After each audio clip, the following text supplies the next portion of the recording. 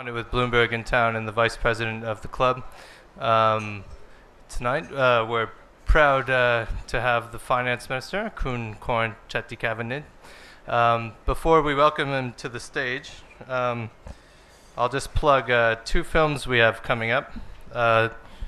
Thursday, August 5, Eliana. It's an Indonesia film. It's supported by the Embassy of Indonesia. There will be Indonesian food as well. So come check that out. We have a film series here, World Cinema, and that's a key part of it. The other one I want to highlight is Wednesday, August 18.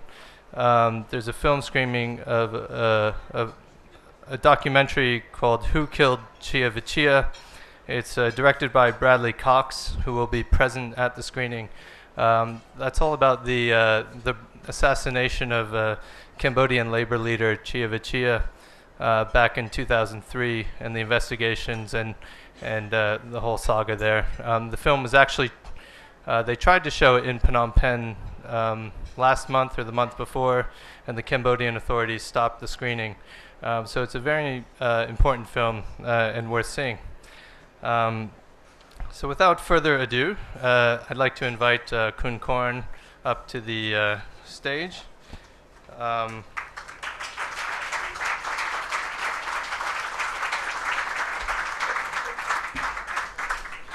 For most people, he needs no introduction. He's a good friend of the club.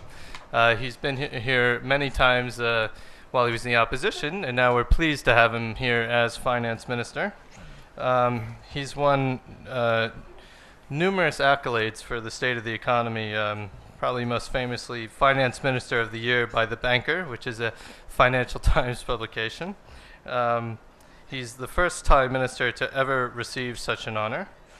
The economic statistics, 2 months ago when this place was essentially shut down, a lot of people were, there's a lot of question marks about where the Thai economy was headed. I think the numbers in the past couple months that have come out, the investment announcements, the export figures, the stock market gains, everything seems like a massive turnaround from where we were even 2 months ago. And Korn will tell you all about it right now. So please. All right, thank you. I think what I'll do tonight is to try to keep my address relatively brief. I've been here a few times before, and I think we all enjoy the Q&A sessions a lot more. Not least because I suspect that many of you here will be reasonably updated with regards to how we're doing economically. So I won't go into the data and the statistics, but I will make reference to what it is that the government is giving priority to with regards to how it intends to manage the economy from here until the end of its term. Now, talking about the end of its term, the FCCT has been trying to get me here ever since I took over the mantle of being the Minister of Finance. And I kept on telling the organizers to be patient. But they were always really unwilling to be patient. I don't think they had much confidence as to how long I would be in this position.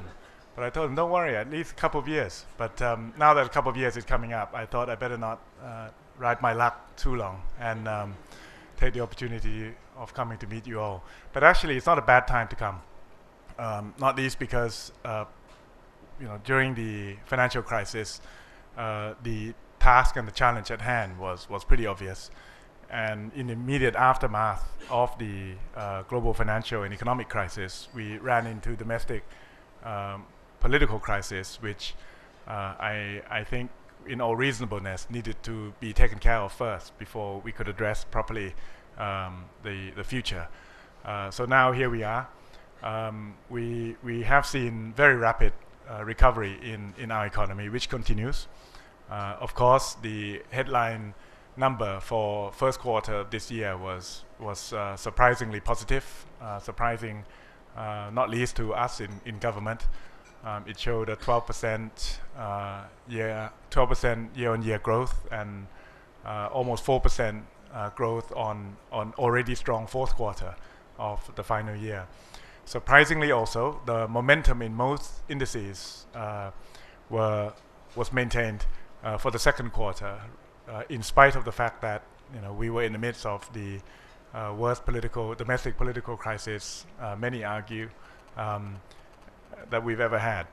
Of course, there was an impact on domestic consumption during the month of May, and a substantial drop in tourism arrivals during that period.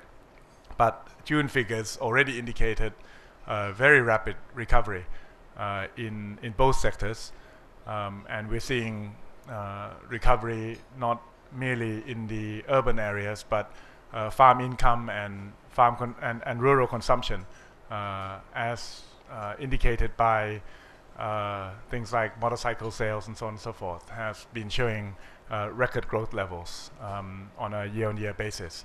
So everything still looks reasonably positive, to the extent whereby the Ministry of Finance was able to update its growth prospects for the full year 2010 up to 5.5% to 6% from a GDP growth perspective, which is probably the most conservative forecast that you see in the marketplace today. Just on the way over, I saw that an investment house had increased its growth forecast for the year 2010 for Thailand to 8%. The World Bank was talking about 7%. So I think everything else being equal, we should be able to expect that the official government forecast would certainly be exceeded. By how much, I would argue very much depends on the economies of our trading partners. And there lies probably our biggest risk. The fact that the economy recovered very quickly, the government would always like to say it's all credit to the government, but of course that's not true. We did help plug some significant gaps in demand, especially in the middle of the year 2009. But thereafter, what really drove the economy was the very rapid pickup in our trade sector, specifically our exports to the rest of the world. And the biggest pickup, of course, was in our exports to our fellow Asian trading partners, not least the ASEAN countries, as well as mainland China. So the risk for the rest of this year is the flip side of that same coin. The economic and growth prospects for the economies of our trading partners, and there are already some signs that growth rates in even countries like China has been seen to be slowing. So there is some possibility that growth in exports will slow down for us as well for the second half of the year, which will have an impact. But from the Ministry of Finance perspective, we're already built in that possibility. So we don't expect that there would be significant downside on our own forecast. And I think it's a forecast that is sufficient to maintain certainly the level of employment and income for our people, which is really what counts. Now, it's worth noting that the political conflict that took place also put a spotlight on our own economic policy going forward. There is, of course, ongoing government attempt through various independent commissions as well as through government agencies themselves of trying to find truth and reconciliation in order for us to avoid the political crisis that we ran into earlier this year. And whilst we believe that we have already committed significant resources and commitment to addressing issues of poverty and income distribution since we came to power, we now understand that it is even more important that our efforts are not only enhanced but also properly communicated so that it is better understood.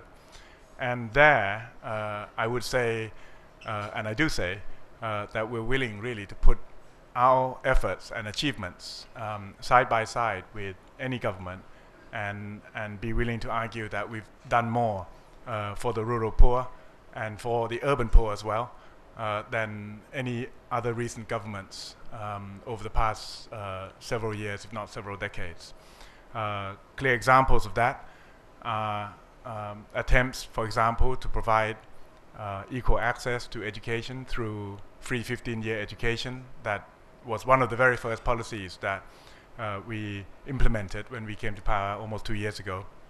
But following that was the revolutionary attempt to ensure that our farmers receive regular and fair return on their risks and efforts through our Farmers' Income Guarantee Scheme, which was a scheme that many in government even didn't believe we could implement within the time period that we had set ourselves. Many of us tried to suggest to the Prime Minister that we implemented this scheme in phases over, let's say, 2 or 3 years. But the Prime Minister was insistent that we should do it all at once, and not just for rice, but also for 2 other main crops, which is tapioca and corn. And so over a period of about 2.5 months, the Bank of Agriculture, which is a part of the Ministry of Finance, had to go into contractual agreement with over 4 million individual farmers. And during last season, we had already made financial compensation directly into farmers' bank accounts of over 3.5 million individual farmers, making sure that they make a reasonable return on their crops. And the way we did this is revolutionary, not least because it involves no market intervention. The system is designed based upon calculated cost of farmers. So we have an estimate of what it costs an average farmer to grow, for example, 1 rai of rice.